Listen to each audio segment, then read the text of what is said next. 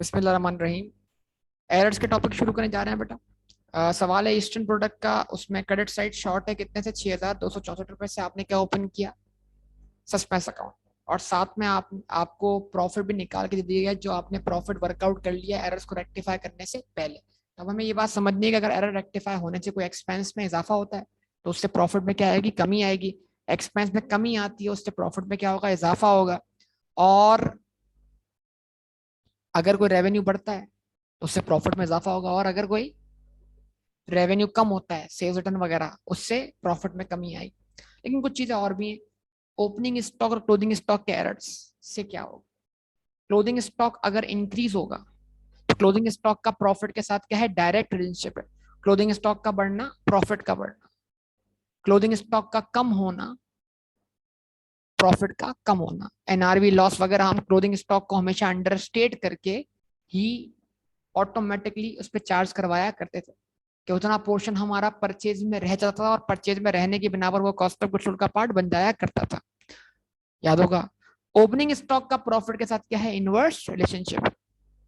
Opening stock का बढ़ना, profit का बढ़ना। ओपनिंग स्टॉक का बढ़ना, कॉस्ट ऑफ गुड्स सोल्ड का बढ़ना, उससे प्रॉफिट का कम होना। ओपनिंग स्टॉक का कम होना, कॉस्ट ऑफ गुड्स सोल्ड का कम होना, प्रॉफिट का बढ़ जाना। क्यों, ओपनिंग स्टॉक का cost of goods sold calculate करते इफेक्ट क्या है, प्लस है। जितना ज्यादा ऐड होगा उतना कॉस्ट ऑफ गुड्स सोल्ड बढ़ेगी, प्रॉफिट कम होगा। जितना कम ऐड होगा उतना cost of goods sold come add होगी और प्रॉफिट बढ़ जाएगा। बस ये बात है सोचनी कि मेरा इफेक्ट क्या जा रहा है उसके ऊपर। बहरहाल, अच्छा जी, अब यहाँ पर है the following errors adjustment were discovered subsequently. फिर ये बात पॉइंट हमारे पास आ गया। इनवॉइस है कितने की, 3700 was debited to purchases but goods were received after year end and were not included in the closing stock। ये जुमला बोलने की जरूरत ही नहीं थी। Goods received, sorry, invoice received but goods not received. Invoice मिल गई, इनवॉइस मिलने से इनवॉइस मिलने से परचेज डे बुक में एंट्री जा चुकी, प्रोसीजर परफॉर्म हो चुका। तो एज पर प्रोसीजर ही हमारी परचेज रिकॉर्ड हो गई है ना। एज पर पॉलिसी क्या होना चाहिए, एज पर पॉलिसी, परचेज की policy, purchase should be recorded earlier of receipt of goods और इनवॉइस। इनवॉइस या गुड्स में तो जो पहले मिल जाए, क्योंकि जो रास्ते में गुड्स हैं वो भी आपकी हैं। रास्ते का रिस्क अगर आप बेयर कर रहे हैं, नॉर्मल बात क्या है, रास्ते का रिस्क हम बेयर करें। उसने डिस्पैच किया, उसकी सेल हो गई। अभी गुड्स रास्ते में है, मुझे रिसीव नहीं हुई, तो बगैर रिसीव के मेरे लिए क्या है, परचेज है। अगर रास्ते का रिस्क मैं बेयर कर रहा हूँ तो ऑनरशिप मुझे ट्रांसफर हो चुकी है। यस और नो। तो एज पर पॉलिसी ये परचेज है, as per procedure purchase record हो चुकी है। प्रॉब्लम क्या है कि जो गुड्स मैंने परचेज की हैं वो इस वक्त मेरे गोडाउन में मौजूद नहीं है। और अनसोल्ड स्टॉक गोडाउन में होता तो गिनती का क्या बनता, पार्ट बनता। तो ये गुड्स गिनती का पार्ट नहीं बन सकी, लिहाजा ये बैलेंस मेरे क्लोजिंग स्टॉक में शामिल नहीं हो सका। क्या करना है, इसको क्लोजिंग स्टॉक में शामिल करना चाहिए। तो मैंने तो क्लोजिंग स्टॉक की एंट्री बना दी है, वो इनको शामिल किए बगैर बना दी है। तो मेरा क्लोजिंग स्टॉक क्या अंडर स्टेट हुआ है। क्या करना है, बढ़ाना है। बढ़ाऊंगा तो क्या होगा, कॉस्ट ऑफ गुड्स सोल्ड में कमी आएगी, प्रॉफिट में इजाफा होगा। तो एडजस्टमेंट क्या पास होगी, चलिए साथ साथ साथ साथ नंबर 1।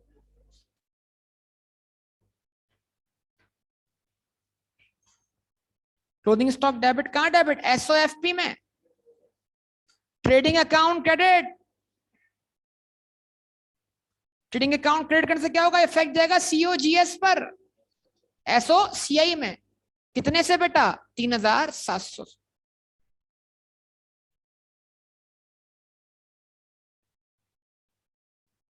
यहां साथ साथ क्या कर रहा हूं, उसको सॉल्व भी कर रहा हूं, वो साथ साथ प्रॉफिट भी करेक्ट करता है।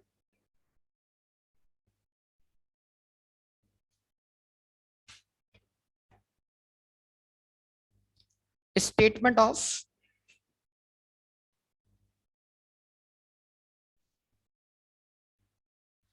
Correction in profits.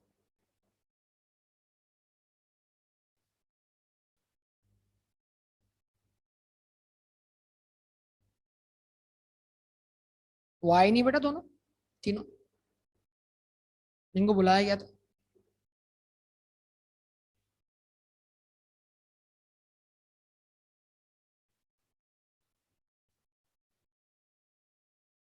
Profits before correction, profit before correction कितना, 9,56,180।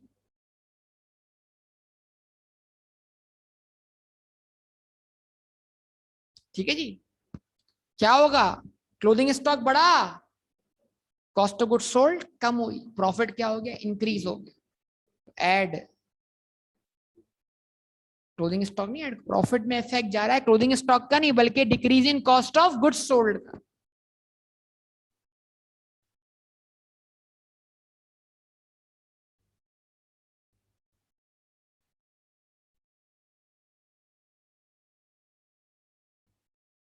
उससे हमारा प्रॉफिट क्या हो गया, 3700 से इंक्रीज हो। हाँ भाई तवज्जो दरकार, ये है। अब देखो दिमाग चलाना पड़ेगा।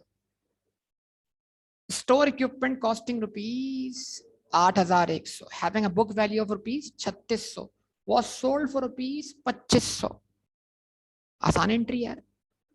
स्टोर इक्विपमेंट कितनी कॉस्ट है उसकी, 8,100। उसकी डब्ल्यूडीवी कितनी है, तो उसकी अक्यूमुलेटेड डेप्शन कितनी है, जल्दी जल्दी। तो 8,100 माइनस 3,600, 4,500 क्या उसकी अक्यूमुलेटेड डेप्शन है। Was sold for rupees 2,500।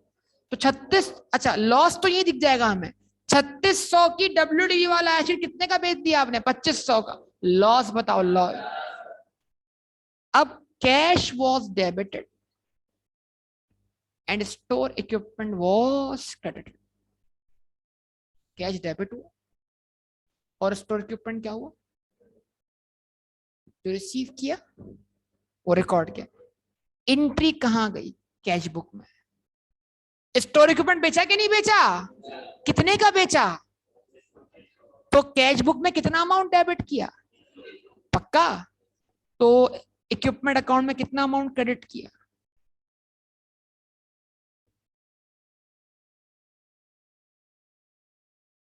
Equipment account में कितना क्रेडिट किया। देखो कॉन्सेप्ट तबाह करने नाम में, 2,500।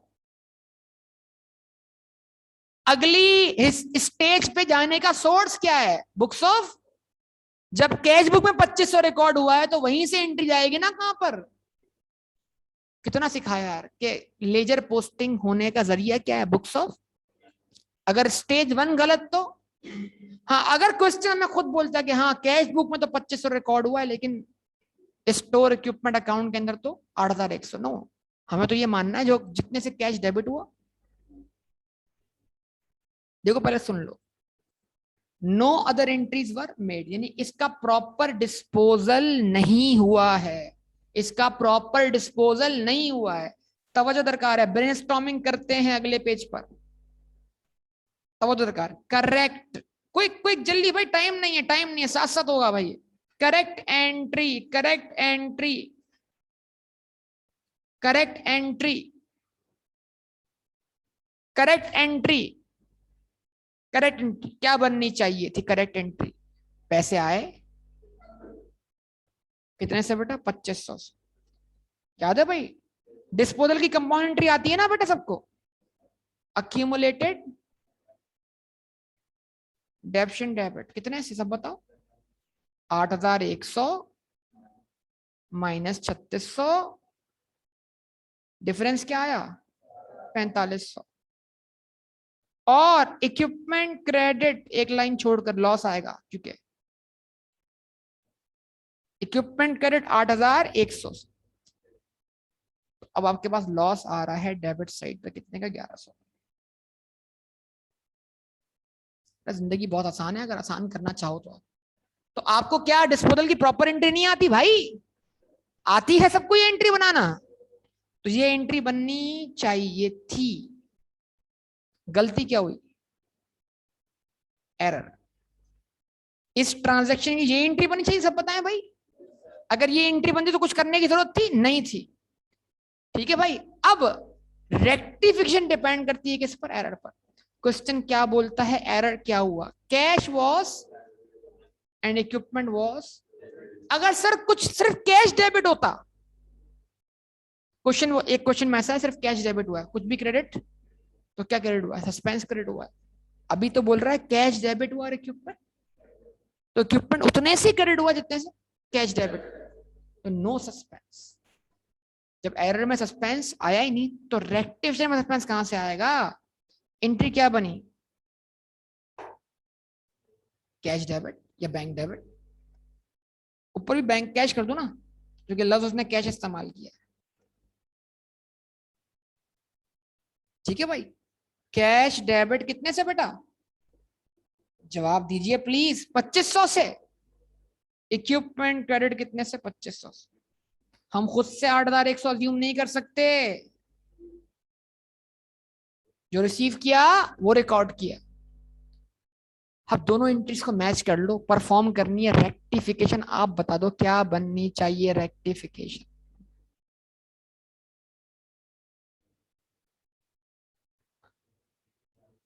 तरतीब से थे देखो। लॉस खुद ब खुद आना चाहिए। इक्विपमेंट क्रेडिट हो चुका है सर, मजीद कितने से क्रेडिट करें? 5600। चले जबरदस्त। तो हमने यहां पर पास की इसकी रेक्टिफिकेशन। हमने कहा भाई, क्योंकि एग्जामिनर को तो हम दिखाएंगे सोल्यूशन ये वाला। हमने कहा इक्विपमेंट क्रेडिट हो चुका है 2500 से, मजीद कितने से क्रेडिट करें? 5600 से। यस और नो? चलो भाई, 25 से पहले क्रेडिट हो गया, 5600 से अभी क्रेडिट हो गया, टोटल इफेक्ट 8100 का। यस और नो? अच्छा जी, अब क्या करें सर? अक्यूमुलेटेड डेप्रिसिएशन डेबिट करते हैं। वो अब तक आपने रिवर्स नहीं की। कितने से? 4500 से। और कैश तो डेबिट हो गया ना। आवाज ही नहीं आ रही यार आप लोग। सर मैच कर लें सर इसको, cash debit. Sir cash debit तो कैश रिकॉर्ड करने की जरूरत नहीं है। इक्विपमेंट क्रेडिट 2500 से होना चाहिए था, 8100 से हमने कर दिया, मजीद कितने से? हिसाब बराबर। अब क्या हुआ? बाकी एंट्री बना ले, डिफरेंस अब देखो खुद ब खुद। आसान लफ्जों में, इक्विपमेंट 8100 था, उसमें से जितना हमें कैश मिला उतना इक्विपमेंट क्रेडिट हो चुका है। मजीद इतने से और क्रेडिट करना पड़ रहा है बगैर पैसों के। उसमें से हमने इतना इस्तेमाल किया हुआ है, तो जो हमने इस्तेमाल नहीं किया वो हमें कैश के रूप में मिला ही नहीं। वो हमारा क्या बन गया? लॉस बन गया। कितने से? 1100 से। क्या बोलेंगे इसको? Less what? Loss on disposal. आवाज नहीं है बेटा। इस प्रॉफिट पर लॉस ऑन डिस्पोजल का इफेक्ट नहीं गया। ले आइए कितने से? 1100 से।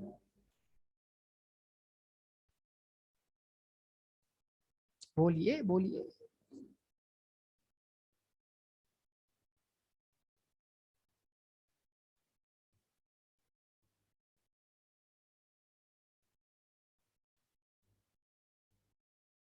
अ cheque of rupees 1000 receive from A was dishonoured on June 25 2008। अभी हम कहा हैं? जून 30 2008।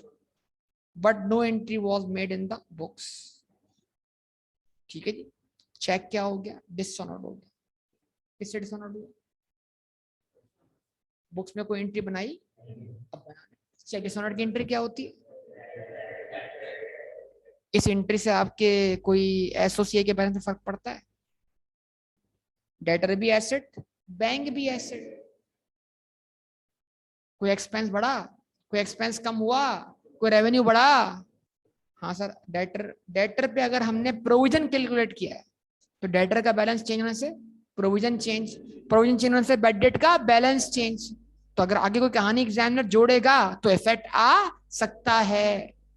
जैसे कि इस 5600 भी आ सकता है। सर 5600 डिस्पोज ऑफ ना होने की बिना पर 5600 बुक्स का पार्ट रह गए और गलती से इस 5600 पे डेप्शन भी चार्ज हो गई, वो भी रिवर्स कर देंगे अगर एग्जामिनर हमें इस तरफ लेके जाता है। ठीक है ना? तो अभी एंट्री क्या बनी बेटा? Debtor debit bank. कितना अमाउंट है? 1850। और कैश भी ईयर एंड के बाद मिला है, अभी नहीं मिला। तो अभी डेटर ईयर एंड पे तो डेटर ही है ना वो बंदा। कैश अल्फाज नहीं पढ़े तुमने? नहीं सर हम पढ़ते कहाँ हैं, हम तो बोलते बस एंट्री बनाइए sir. No entry was made in the box. किस चीज की dishonoured? Cash there again was received, अभी तो वो डेटर ही है ना हमारा, अभी तो उसको दिखना चाहिए बताओ डेटर इस रिपोर्टिंग पीरियड के एंड तक, अगले साल में उसको पैसे मिल रहे हैं ना। समझे बात या नहीं? तो पैसे मिलने की कोई एंट्री बनानी है क्या? 31-30 जून तक कोई पैसे मिले हैं तो 30 जून तक उसको दिखना चाहिए बतौर डेटर, कहां पर? एसओएफपी में। उसके बाद परचेज ऑफ ऑफिस इक्विपमेंट कितना बेटा? वॉज एंटर्ड इन द, क्या ऑफिस इक्विपमेंट परचेज अकाउंट में जाना चाहिए? पक्का? वो कहां जाना चाहिए?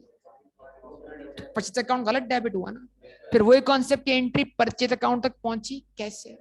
पेमेंट गई कैश बुक में, वहां रेफरेंस आना चाहिए था किसका? ऑफिस इक्विपमेंट का, आ गया किसका? एंट्री पहुंच गई जनरल लेजर में परचेज अकाउंट की डेबिट साइड पर, गलत पहुंची।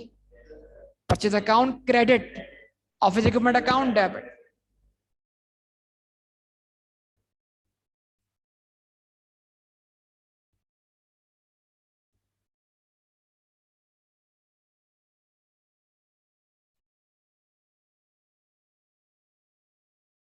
कितने से बेटा?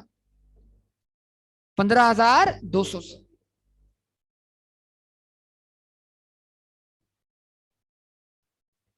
अब जरा तवज्जो दरकार है बेटा, तवज्जो तवज्जो तवज्जो तवज्जो तवज्जो तवज्जो तवज्जो, बोर्ड पे तवज्जो। पहली एंट्री का इफेक्ट आया प्रॉफिट पर, दूसरी का इफेक्ट आया प्रॉफिट पर, लेकिन तीसरी का कोई इफेक्ट नहीं आया। क्यों? उसमें दोनों आइटम एसओएफपी के थे और उससे कोई एचसी का बैलेंस भी चेंज नहीं हुआ फिल वक्त। आवाज ही नहीं आ रही बेटा आपकी। सर चौथे का इफेक्ट आने वाला है। परचेज हमारा क्या है? एक्सपेंस, और एक्सपेंस कम होने से ये एक्सपेंस कल तक ऐड हुआ था cost of goods sold calculate करने के लिए। अब अगर ये कॉस्ट ऑफ गुड्स सोल्ड में से निकल रहा है, परचेज डिक्रीज हो रही है, तो अब कम अमाउंट ऐड होगा कॉस्ट ऑफ गुड्स सोल्ड निकालने के लिए। तो कॉस्ट ऑफ गुड्स सोल्ड कम होने का मतलब क्या है? प्रॉफिट बढ़ेगा। और ऐसे भी सोचते हैं कि परचेज एक्सपेंस है, एक्सपेंस का कम होना, प्रॉफिट का बढ़ना। अगर एग्जामिनर दो किस्म के प्रॉफिट दे, ग्रॉस प्रॉफिट और, तो वो चीज जो जीपी से ऊपर आती है उसका इफेक्ट जीपी भी आएगा और एनपीपी भी आएगा। ज्यादा बात या नहीं? चलेंगे तो क्या बोलेंगे आप? Decrease in purchases.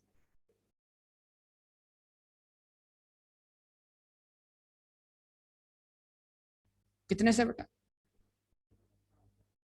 उससे प्रॉफिट क्या हो गया? बढ़ गया। यस और नो? अच्छा, अब क्योंकि ये ऑफिस इक्विपमेंट कैपिटलाइज हुआ है, अगर ये पहले कैपिटलाइज होता तो इस पे क्या चार्ज होती? डेप्रीसिएशन। अब लिखा हुआ क्या है? अब देखो ऊपर लिखा हुआ है स्टोर इक्विपमेंट, नीचे लिखा हुआ है, तो ये बात सिर्फ हम इसी पॉइंट 4 पे अप्लाई करेंगे, पॉइंट 2 पे अप्लाई नहीं करेंगे। मतलब जो डेप्शन रेट दिया हुआ है इसका ही दिया हुआ है, कहता है डेप्शन office equipment is provided eight 10%, charge कर दे। तो अगर एसेट कैपिटलाइज नहीं हुआ था तो उसके ऊपर डेप्शन भी चार्ज नहीं हुई थी, अब चार्ज कर दें। आवाज ही नहीं है बेटा आप लोग, क्या एंट्री बनेगी? Depreciation expense debit accumulated depreciation credit 15,200। अगर इसकी कोई डेट दी होती तो हम अपोर्शनमेंट भी करते इसकी, याद है ना? 1,520। अगर ये डेप्शन चार्ज हो रही तो इससे प्रॉफिट में क्या होना चाहिए? और एसेट की डब्ल्यूडीयू भी कमी आनी चाहिए। तो एसएफपी में 15,200 कैपिटलाइज करेंगे, 15,200 माइनस 1520। आज की एसएफपी में क्या पेयर होगा? 15,200 या 15,200 माइनस 1520? डब्ल्यूडी भी जाएगी ना आज की एसएफपी में, और उससे हमारा प्रॉफिट यानी और एक्सपेंस डेबिट से हमारा एक प्रॉफिट में क्या आएगी? कमी आएगी। पक्का? तो आपने बोला लेस इंक्रीज इन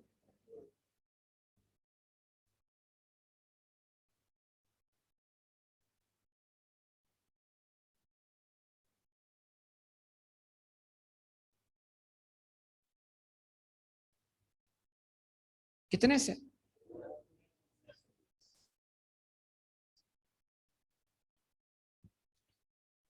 अच्छा जनाब, उसके बाद देखते हैं आगे। A purchase invoice of 197 was debited to supplier account as, देखो भाई फिर तवज्जो करें, सप्लायर अकाउंट। पहले अपना सवाल गलती कहां बता रहा है question? Supplier account. Supplier account कहां पर है? परचेज लेजर में। याद है ना भाई? Subsidiary ledger, sale ledger, purchase ledger. Purchase ledger stage 1 है, स्टेज 2। तो सीधी क्वेश्चन है, स्टेज 1 की गलती बताई, स्टेज 2 की गलती बताई?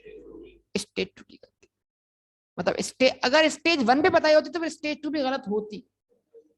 स्टेज 1 की गलती ऑटोमेटिकली स्टेज 2 की गलती है, लेकिन जरूर नहीं स्टेज 2 की गलती स्टेज 1 की गलती है। मतलब परचेज डे बुक में एंट्री गई 197 से।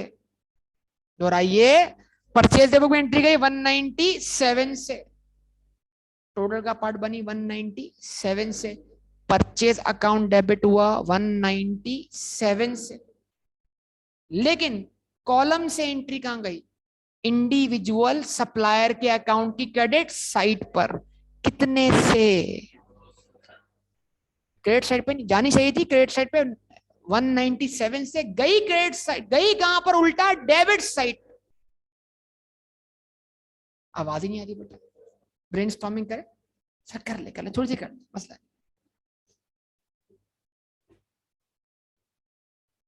सर करेक्ट एंट्री तो बड़ी आसान है। करेक्ट एंट्री तो बड़ी आसान है। परचेजेस डेबिट की जाए 197 से, क्रेडिटर को क्रेडिट किया जाए कहां पर? परचेज लेजर में 197 से। आवाज ही नहीं आ रही सर। एरर। क्या परचेज डे बुक में गलती बताई? क्या टोटल की कोई गलती बताई? या सीधा बोला कि आपने क्रेडिटर के अकाउंट को क्रेडिट करने के बजाय डेबिट कर दिया, वो भी 917 से?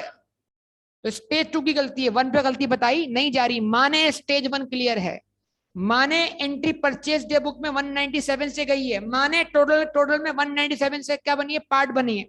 माने अभी भी परचेज अकाउंट 197 से ही क्या हुआ है? डेबिट हुआ। लेकिन क्रेडिटर अकाउंट क्रेडिट होने के बजाय कितने से? 917 से।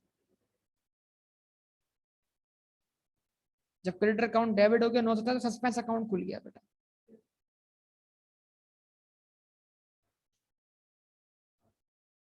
कितने से? ये दोनों डेबिट हुए हैं भाई, डिफरेंस क्यों ले रहे हो? अच्छा अच्छा अच्छा।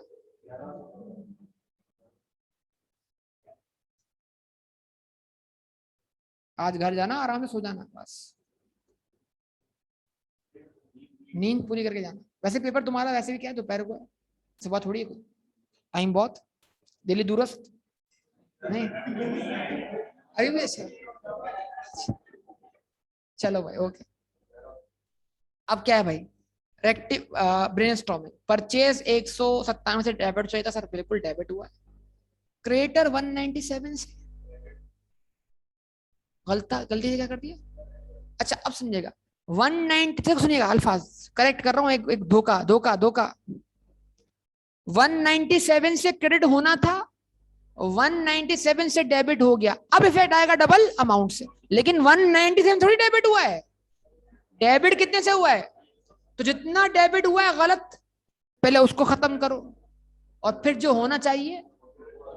इसका मतलब 917 से क्रेडिटर अकाउंट क्रेडिट, ताकि 917 का डेबिट वाला इफेक्ट क्या होता है? खत्म हो जाए। फिर क्रेडिटर मजीद डेबिट 197 से, ताकि ओरिजिनल बैलेंस क्या होता है? क्रिएट हो जाए। फिर इन दोनों का सम सस्पेंस अकाउंट डेबिट। तो रेक्टिफिकेशन क्या बनी? सस्पेंस अकाउंट डेबिट,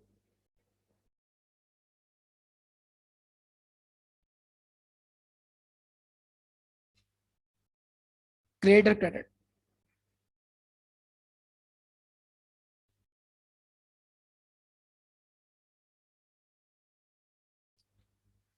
इस एंट्री का प्रॉफिट पे कोई इफेक्ट नहीं आ रहा। क्यों? क्रेडिटर का बैलेंस कहां क्रिएट हुआ? एसओ एफपी में। उस पर तो कोई प्रोविजन भी नहीं बनता। क्या बनता है? Provision for doubtful creditors. क्या पता अब एग्जाम में बना करा जाए। हाँ, क्रेडिटर पे एडवांस, क्रेडिटर के एडवांस में बन सकता है, क्योंकि वो पेएबल नहीं बल्कि वो रिसीवेबल। ख्याल रखिएगा इस बात का। वो एडवांस बेडेड भी हो सकता है। सलमान ऐसी बातें सुनता है ना।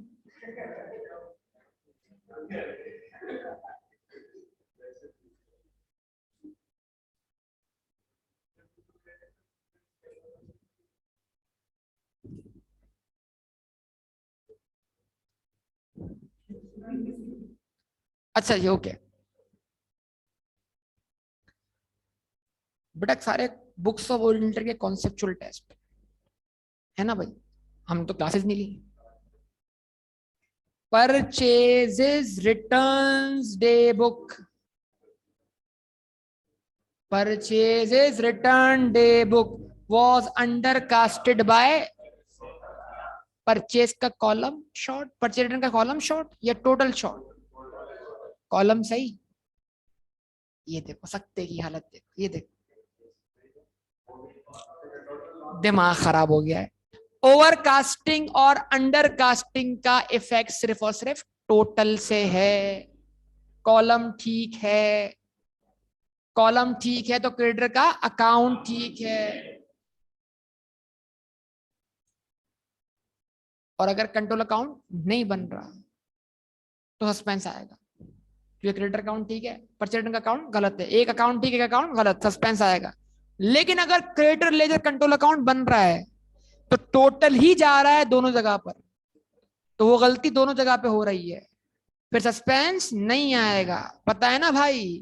तो एरर सॉल्व करते वक्त हमारी अजम्पशन कंट्रोल अकाउंट नहीं बनता जब तक एग्जामिनर खुद ना बोले या कोई एरर में हिंट हमें ना दे। याद है कि नहीं है? चल, तो परचेज रिटर्न की एंट्री क्या बनती है? क्रेडिटर अकाउंट डेबिट, ये एंट्री बनती है। ये एंट्री 650 से कम बनी है। कहां कम बनी है? परचेज रिटर्न के अकाउंट में, क्रेडिटर के अकाउंट में? टोटल की गलती है, टोटल। टोटल कहां जा रहा है? परचेज रिटर्न के अकाउंट में, क्योंकि कंट्रोल अकाउंट तो मेंटेन नहीं हो रहा। कॉलम ठीक तो पार्टी का अकाउंट ठीक। क्या करें? इसकी रेक्टिफिकेशन क्या बन रही है? डायरेक्ट बनाना, जरा घबराना नहीं है आपने। देखते हैं कितने लोग समझ पाते हैं। परचेजेस रिटर्न क्रेडिट अंडरकास्ट हुआ है ना, तो बढ़ाना है।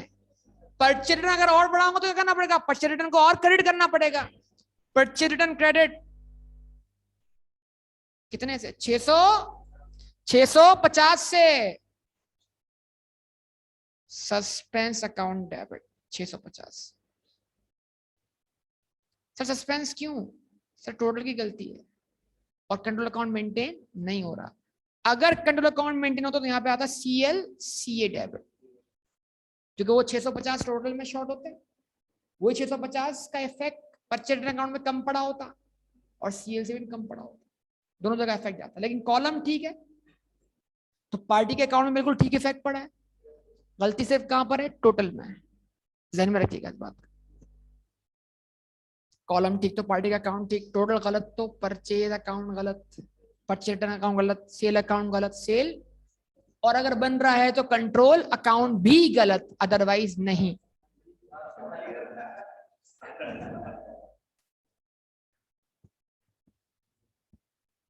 पढ़े यार, पढ़े पढ़े पढ़े। अरे प्रॉफिट इफेक्ट, परचेज रिटर्न बड़ी, एक्सपेंस कम हुआ, पक्का। परचेज रिटर्न का बढ़ना, परचेज से ज्यादा बैलेंस क्या होना? नेट होना है। तो अगर परचेज रिटर्न बढ़ रही है तो परचेज से इतना बैलेंस और माइनस हो रहा है, तो इतने से परचेज कम अब क्या बन रही है? कॉस्ट ऑफ गुड्स सोल्ड का पार्ट बन रहे हैं। ठीक है जी। तो इंक्रीज, आसान लफ्जों में इंक्रीज इन परचेज रिटर्न मतलब डिक्रीज इन परचेजेस। इस तरह सोच लेना, जो बात उल्टी हो उसको पहले सीधा करके फिर अप्लाई कर दो।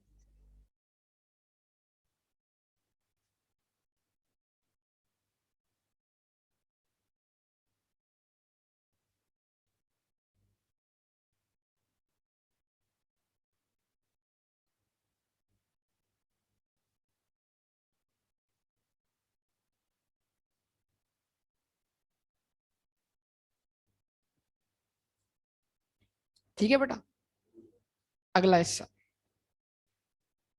The opening balance of furniture account was brought forward as rupees 18,300 instead of rupees furniture account का बैलेंस सीडी से जब बीडी हुआ, तो जब तक पिछले साल सीडी था कितना, 13,800 था, बीडी करते करते क्या बन गया, जरा डिफरेंस निकालिए। इनको भी कुछ करना है यार जिंदगी में।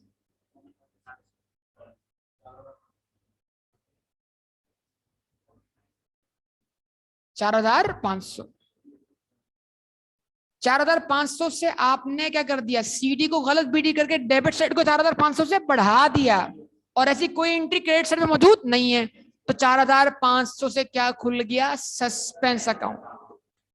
तो जो गलत आपने इजाफा कर दिया डेबिट साइड, क्या करें, उसको क्रेडिट कर दें, और सस्पेंस अकाउंट क्या कर दें, डेबिट कर दें। तो इसका मतलब क्या हुआ, एंट्री बनी फर्नीचर अकाउंट क्रेडिट 4,500 से, सस्पेंस अकाउंट डेबिट 4,500 से।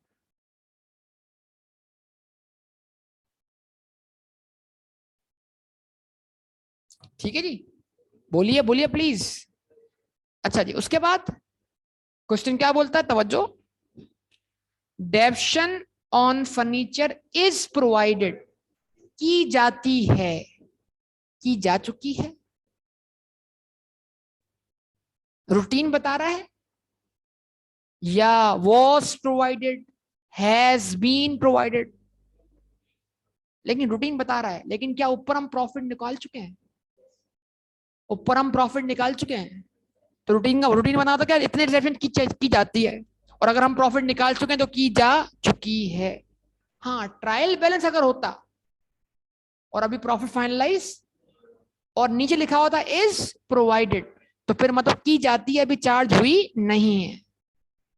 लेकिन ऊपर क्या प्रॉफिट आ चुका है, प्रॉफिट कैसे आता है, ट्रायल बैलेंस को फाइनलाइज करने के बाद आता है। तो इट मींस अगर की जाती है तो ये हो चुकी है, तो फिर आपने 4,500 को भी ज्यादा डेप्रिशिएट कर दिया है।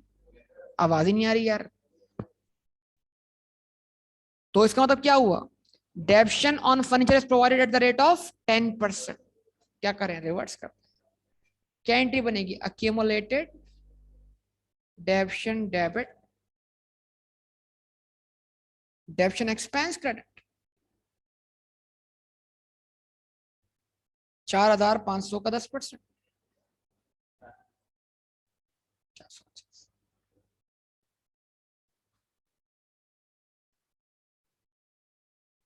इसको बोलेंगे आप क्या, डिक्रीज इन डेप्शन।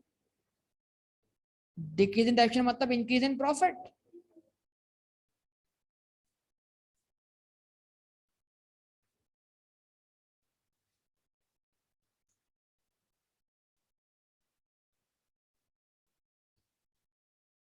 उसके बाद बेटा, हाँ, सेट ऑफ, अगर सेम बंदा आपका डेटर भी है, और अगर सेम बंदा आपका डेटर भी है और आपने पैसे लेने भी हैं और पैसे, तो हमेशा एडजस्टमेंट उस अमाउंट से पास होती है जो लोअर, लोअर से दोनों बैलेंस को क्या करते हैं, आपस में सेट ऑफ, फिर जो बैलेंस बचेगा वो किसी एक पार्टी के जिम्मे होगा। पता है ना, इस बात करें। अब balance of ₹730 in the sales ledger is to be set off against the balance of ₹880 in the purchase। तो एंट्री बनाऊं 730 से या 880 से, 730। तो मतलब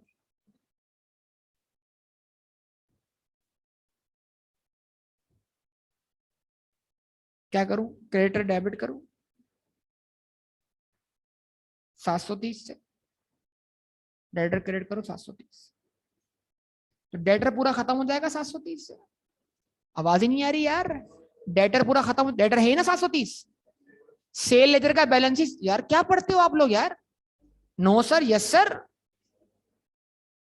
अब balance of 730 in the sales ledger, debtor का बैलेंस 730 है, जिसको क्रेडिटर का बैलेंस 880 सेट ऑफ करना है। तो 730 चला गया किससे, डेटर के अकाउंट से, 730 चला गया कहां पर, क्रेडिटर के अकाउंट से, तो 880 जो बैलेंस है क्रेडिटर का, उसमें 730 सेट ऑफ हो गए, बाकी कितने बचे, 150। 150 इज स्टिल पेएबल। अगर पे कर दिया तो उसको भी रिमूव कर देते हैं, पेएबल डेबिट या क्रेडिट डेबिट, कैश या बैंक क्रेडिट। लेकिन वो एंट्री बन जानी चाहिए थी। क्यों? अगर हमने पे किया होता तो रिकॉर्ड भी किया होता। समझ रहे हैं बात या नहीं? तो नेट बैलेंस किसी एक के जिम्मे बचेगा, या तो रिसीवेबल पार्टी के जिम्मे है तो पेएबल पार्टी के जिम्मे। ठीक है ना? ये हो गया कंप्लीट। और इस एंट्री में कोई एक्सपेंस वगैरह नहीं। हाँ, डेटर जहां जहां तब्दील हो रहा है उसके तब्दील होने से अगर प्रोविजन फॉर डाउटफुल डेट का बैलेंस क्या होता है, चेंज होता है, तो वो चेंज हमें करना आना चाहिए। ठीक है जी। अब हमने सारे इम्पैक्ट ले लिए, एरर्स भी रेक्टिफाई कर लिए। सबसे पहले एक काम कर लिया, करेक्ट वैल्यू ऑफ प्रॉफिट निकाल।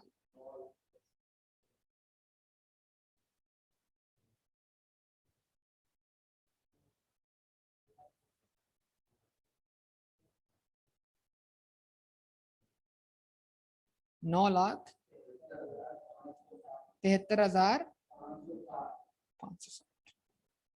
ठीक है भाई, सस्पेंस अकाउंट ओपन कर लो।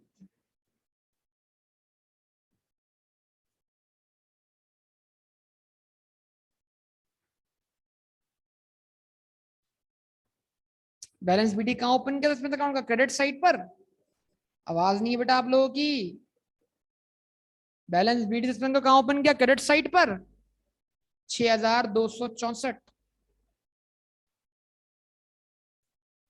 6,264। अब सस्पेंस की एंट्री शुरू में तो बनी नहीं एंट्री सस्पेंस की। बंदा घबराहट का शिकार होगा कि यार सस्पेंस तो खत्म ही नहीं हो रहा। उसे क्या पता आखिर में ऐसी ऐसी ट्रांजेक्शन आएंगे सस्पेंस खत्म होगा। ये भी देखो एग्जामिनर का मामला क्या है, उसने आपसे साइकोलॉजिकली क्या आपसे करवाता है वो। सस्पेंस की पहली एंट्री बनी है कहां पर? पांचवी एंट्री में आके। बोलो भाई। तो यहाँ रेफरेंस आया क्रिएटर का, यहाँ रेफरेंस आया क्रिएटर का, और ये अमाउंट है 1140। उसके बाद सस्पेंस की अगली एंट्री पर्चेज रिटर्न की वजह से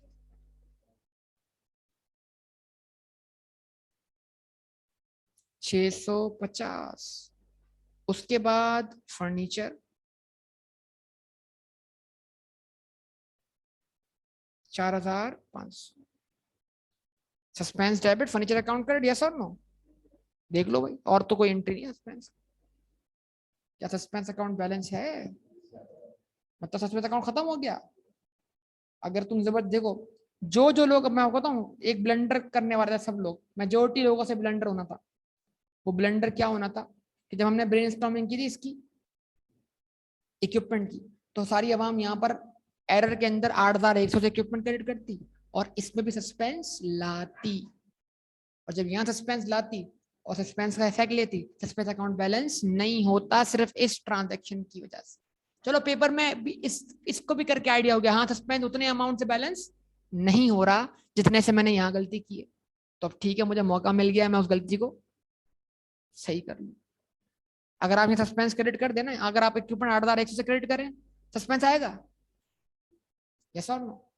सस्पेंस आप डेबिट करेंगे, उससे आपका सस्पेंस अकाउंट क्या कहते हैं 5,000 कितना 600 से मजीद डेबिट होगा। और फिर आपका सस्पेंस अकाउंट एग्जैक्टली उतने से बैलेंस नहीं हो रहा होगा। तो उससे आपको आइडिया लग जाना चाहिए कि हाँ मैंने इस एरर में गलती की है, क्योंकि 5,600 का सस्पेंस इसी एरर में आ रहा था। जरा सोचने वाली बात है। चले 12 रट्टा है तो मतलब एग्जामिनर आपको अगर समझ ना आए तो आप छोड़ दें उसको हालत। परफेक्शन की तरफ तो जाना नहीं है बेटा, अटेम्प्ट मैक्सिमम।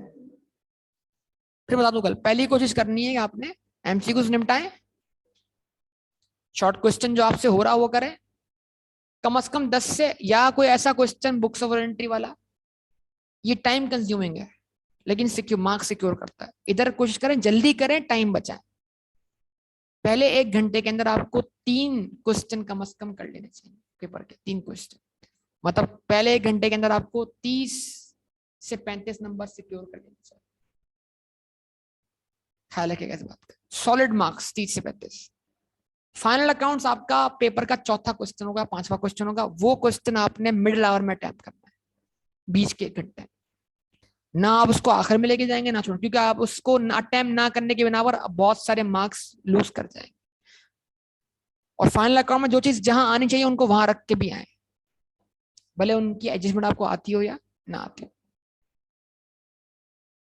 भर के आना है बस, rupees in thousand, rupees in million, जो है पूरी हेडिंग, अच्छा सा नाम, एसओसी, स्टेटमेंट ऑफ, एसओसी मत लिखिएगा, statement of comprehensive income for the year ended, statement of financial position as on या एज एट, एज ऑन या एज एट सिर्फ ऐसे में लगता है, इसके अलावा कहीं और नहीं लगता,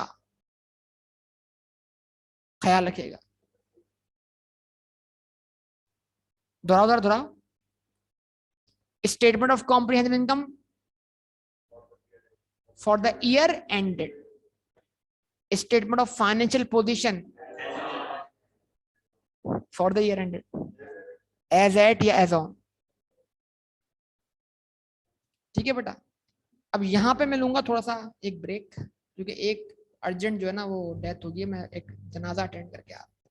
ठीक है जी, अर्जेंट से मुराद नहीं, अर्जेंट मैं अटेंड करके आ रहा हूँ। तो आप जब तक देख लें ब्रेक व्रेक।